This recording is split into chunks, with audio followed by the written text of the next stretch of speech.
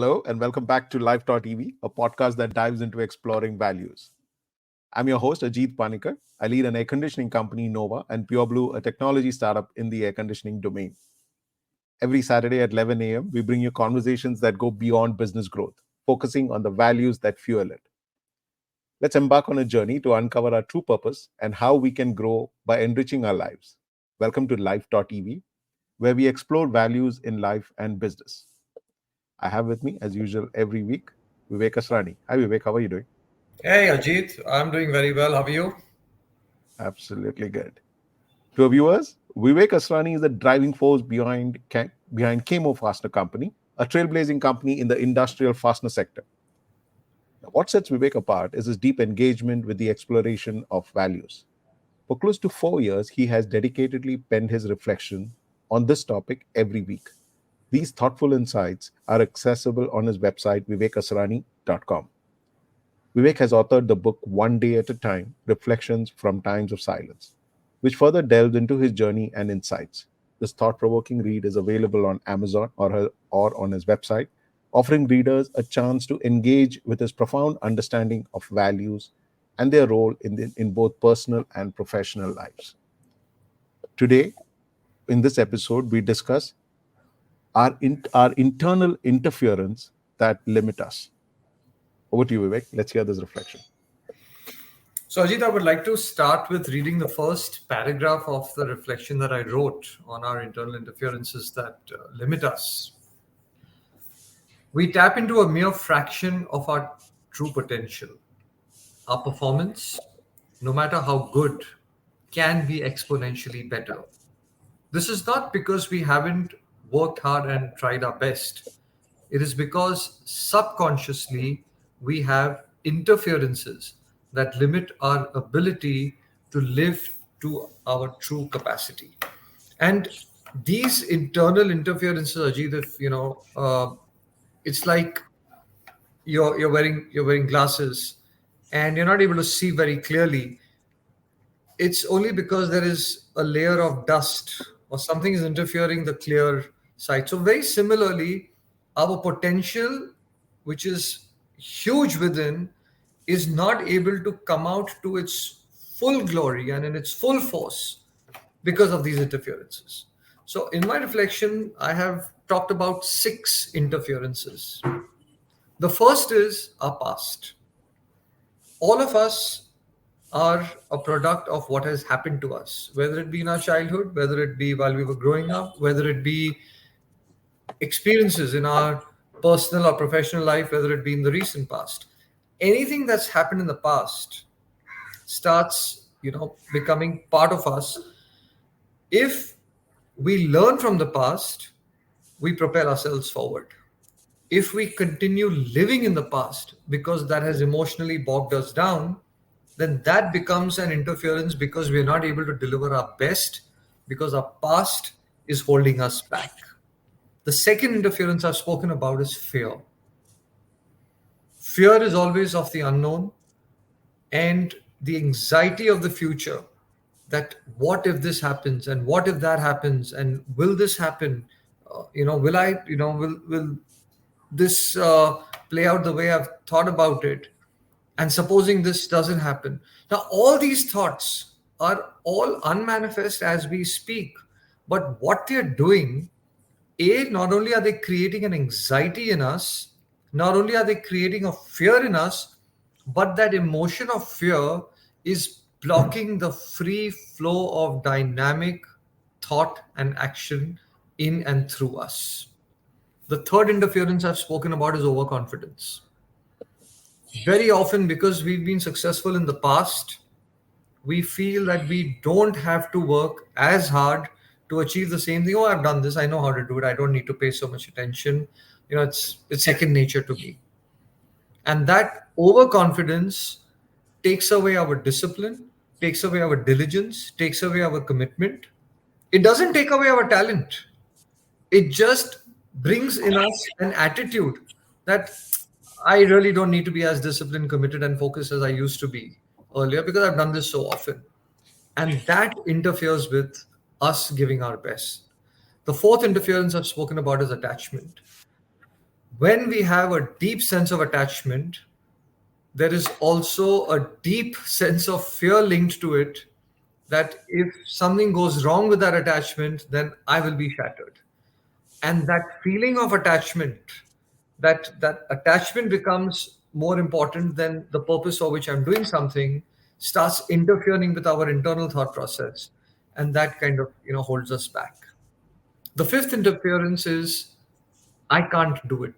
Very often, Ajit, I don't know whether it's happened to you, but it's definitely happened to me. We have this internal self talk which leads to self doubt, and we hear ourselves talking to ourselves, saying that, no, no, I can't do this. This is beyond me. Now, yes, chances are that we may not have done this in the past. Chances are that it may be very difficult, and chances are that it may take a lot from us to actually achieve it. But if we defeat ourselves in our own minds, how are we going to succeed out there? And this talk of self doubt and self defeat is nothing but an interference, putting a black curtain where the light cannot pass through at all.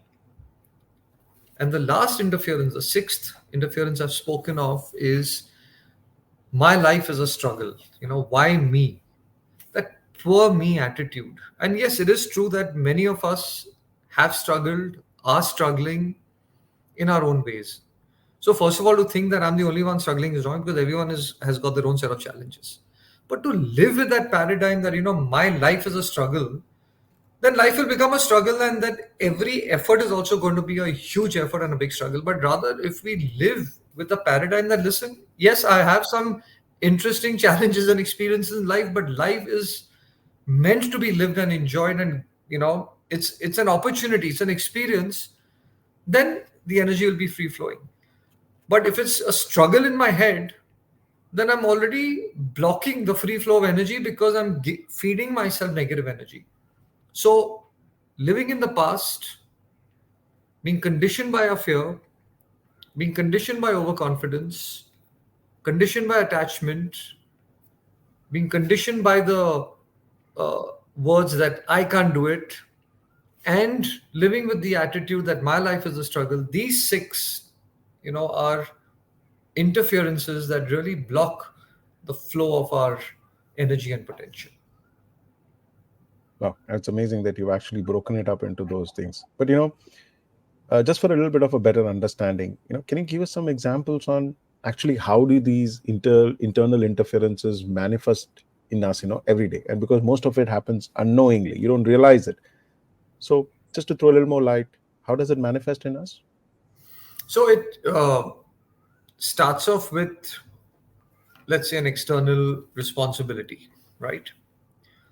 And it immediately triggers off a first feeling in us, right? It could be a feeling of fear.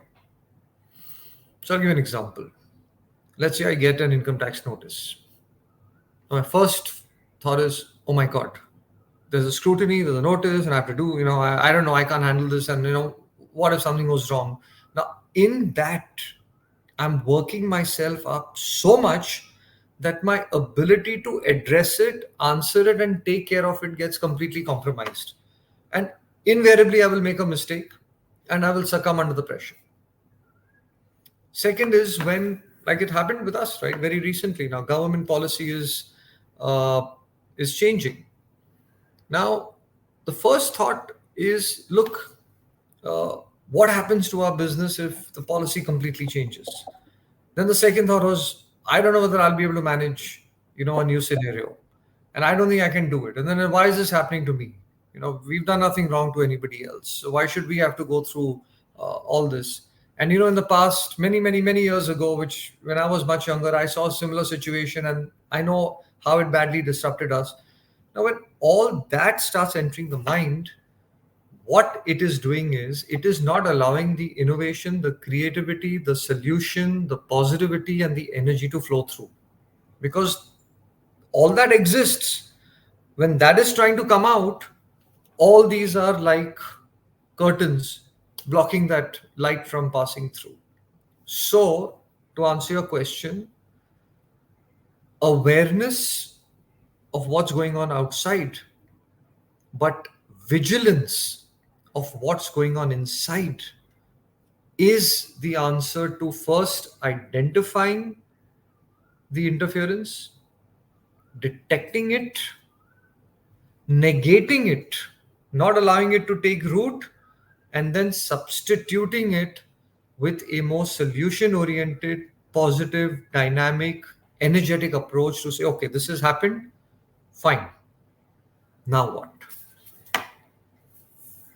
Amazing. When you're saying this, one of the things that, when you say that internal interferences that come across, for me, it's also to be, the thoughts that come across my mind while listening to you is, there are certain positive aspects also. Now, one of the things that's actually impacted me, like, from our societal and social exposure that we have, when you think of a Sindhi or a Gujarati, what do you think? What do you think they must be doing? Oh, they must be in business, right? And when you meet a South Indian, what do you think he must be doing? Oh, he must be a highly qualified guy and a professional. And I was always fascinated. Why do these things, and why do people kind of follow these kind of things? Why do you form such opinions about these things? And these are all ecosystems that actually get created, and you're part of that ecosystem, and they are also internal, they are also interferences that limit us in a certain way. Say, for example, if you are in an ecosystem where you are surrounded by entrepreneurs and you want to become a professional, that's a limiting force, and vice versa. But here's a positive approach. Now, if you know this exists, one of the things that I'm saying is, listen, if you, and that's the way I look at it, if you have a purpose and you have a goalpost to get there, then you need to make sure that you're also surrounded by that ecosystem that facilitates that. So, to a certain extent, these interferences or these internal interferences happen to you. They can also be positive in your life. It's about playing with these things, the realities of life, and how you can use it to your advantage. And one of the things when I was reading the reflection also came into my mind was, you spoke about the attitude, the attitude in the way you manage these interferences. So you should elaborate more on that. So, also just to pick up from what you said, our own internal biases and prejudices also are huge interferences. Yeah. You know, I mean, just to put it in a lighter way, you meet a Sindhi or a Gujarati, and then we crack jokes. I mean, I'm a Sindhi, so I can crack Sindhi jokes. But sometimes we actually say, oh, if this person is from this background, then this person must be like this. Now, that is actually interference because I'm not allowing that person to, I'm not giving that person a fair chance to truly, for me to truly interact with that person without this prejudice, bias, and or filter. You know, so that is extremely important. Now, when we see an interference rising within, I think it's important for us to recognize it as an interference first.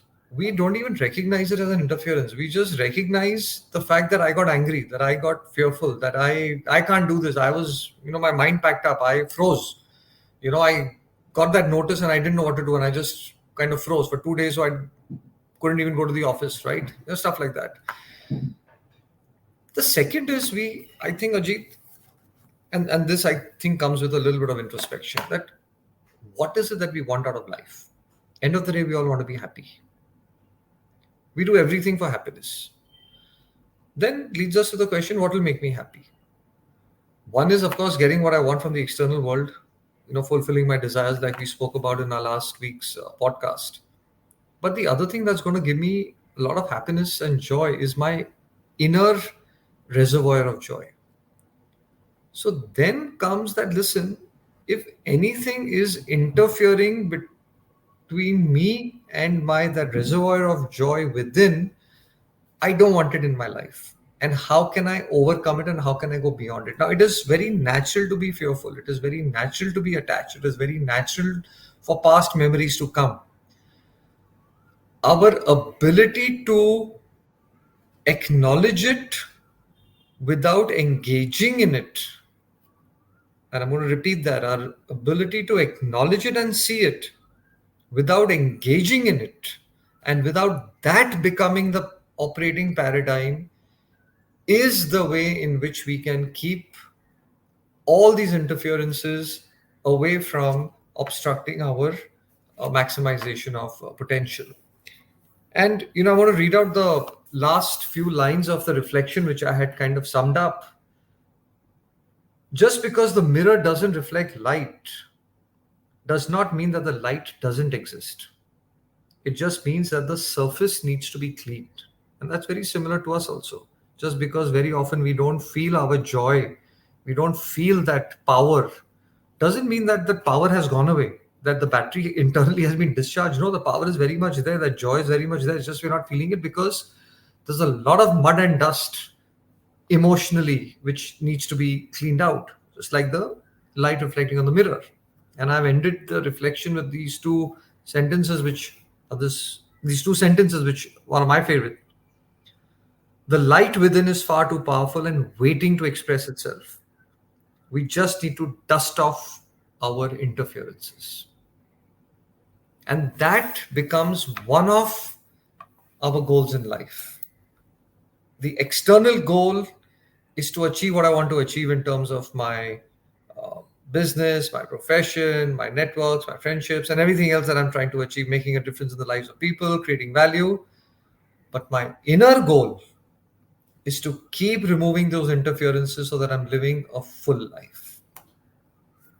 Amazing. Before I actually wind up, I know we might go a few minutes, but I really wanted to ask this question. This is, more because we have a lot of entrepreneurs who've been listening to us and who engage with us through our podcast. And here's what I'd say: the ability to say no in business. How much of that is an internal interference that limits us, especially from the context of running an enterprises? Just to say no, you can say no to customers, no to people, no to so many things around your enterprise, because we tend to build businesses saying that I want this, I want this, I want this. How much of that is a internal interference, the ability to say no?